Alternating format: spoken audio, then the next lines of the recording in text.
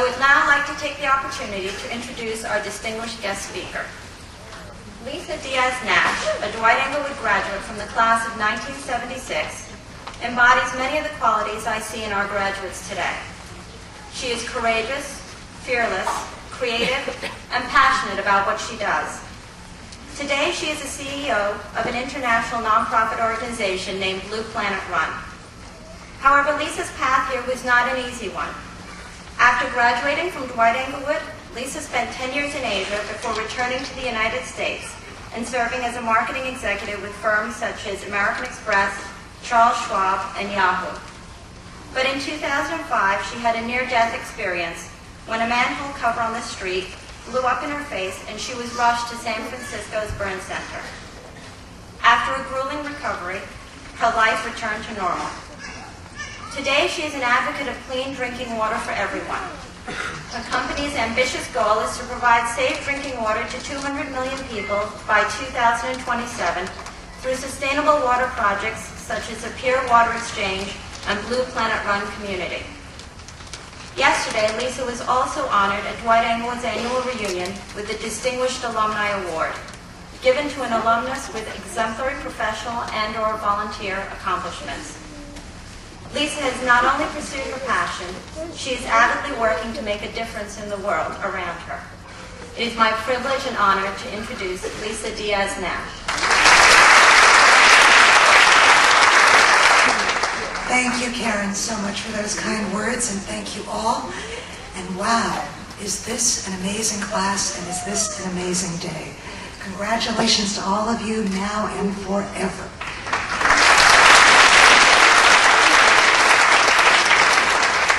And even Mother Nature is agreeing. She's smiling down on all of you. The only suggestion I would make to the graduation committee for next year is we can't look at you while we're speaking.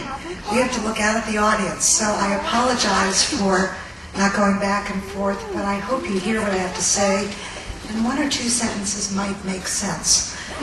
I live in the San Francisco Bay Area, so I don't get much of a chance to come back to Dwight-Englewood.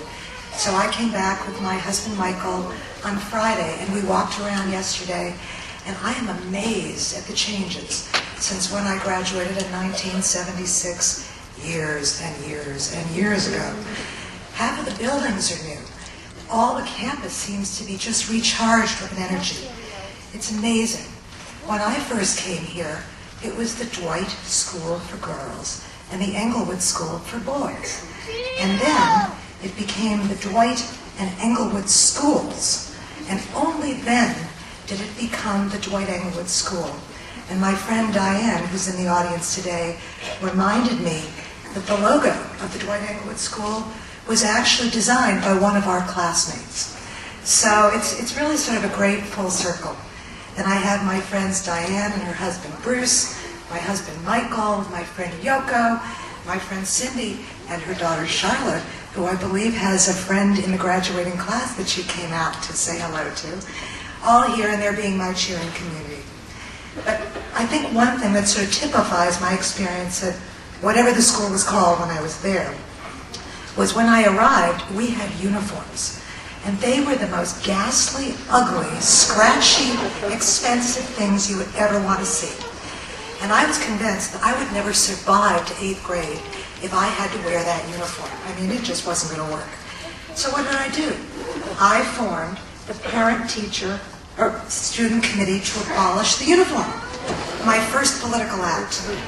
And the parent, yes, I did you all a good favor, I promise. And my parent cohort in crime was actually Cindy's mother, Beverly Frank. And by the end of that year, the uniforms were gone. And guess what? When I went to college, I was a political science major. I saw how politics really could make a difference. So Dwight-Englewood, thank you for getting me on that path. That was my first passion, and I've kept at it ever since. And I can turn the page, too. I remember going off to college. It was a little bit scary. It was very exciting. I only went to Pennsylvania, but it seemed like it was around the world. But I learned so much at Dwight-Englewood, both in and out of the classroom, that I just assumed everything was going to be fine. And it was. And parents, especially to you, don't worry. Your kids are smart, they're talented, they'll figure it all out, and they'll teach all of you something in the meantime too. So just keep the ears open. Since Swarthmore, I've had an amazing life. I have traveled and worked all over the world. You know, all of you are hearing in the news today about the Swat Valley in Pakistan, where the Taliban is fighting and so much terror is going on. But I took a group of South Asian bankers there when I was 24 years old. It's the most beautiful place in the world, and I hope one day it will be peaceful again so we can all go and see it. I have worked for American Express, I've worked for Visa, I've worked for all sorts of companies. I have the world's best family, and I am very biased in that, but that's my bias. In addition to Michael, we have 2 daughters. My daughter Sarah, who's 20, and she's about ready to go off to the University of Ghana for her junior semester abroad. So I hope you all take that semester abroad and go somewhere amazing. Just take advantage of it. I have a daughter, Mary, who's 16. She's going off to Barcelona for the summer to study Spanish, and I hope she's not going to study too much nightlife. But, you know, it's been amazing. And as Karen mentioned, it's not all been good moments. When I was walking down a beautiful street on a sunny day in San Francisco, just like this, literally I was blown up. No cause, no reason. There just happened to be an electrical transformer under one of those great big manhole covers. That malfunctioned, the manhole cover went up, I went up with it. So I wound up in a coma for 2 weeks, in the hospital for 2 months, and in rehab for 2 years. And I say that not to have everybody go, oh gee, how terrible, but I knew my time wasn't yet there. And I counted on the support of all my friends and family. So don't forget, whatever you do, may you not get to a major life trauma to realize it, but what you have around you in terms of your friends and family is the most important asset of your entire life. So what does this all have to do with graduation? I've been talking about myself. You don't want to hear about me, you want to hear about you. So my version of the classic graduation speech is to share with you 4 life lessons I picked up along the way. Listen to them, hopefully they're helpful, use them if you want to, pass them along. They have been what have guided me all this time. And the first one is live your life like every day is your first one and your last one. I fully believe that life on this earth is not the end of our path, but I frankly don't have the faintest idea what's going to come afterwards. So I try and live every day as if it's the only one I've got.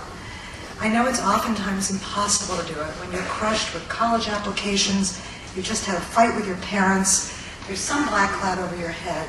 But whenever that happens, just step back for a second, exhale, and think about what life would be like if it was your last one on earth. I promise you, your world will go from black and white to technicolor. And as somebody mentioned earlier today, it's like opening the door with Dorothy and the Wizard of Oz, and suddenly everything is the yellow brick road and Emerald City. It makes such a difference. I often tell my kids, you're the only one who's responsible when you're bored.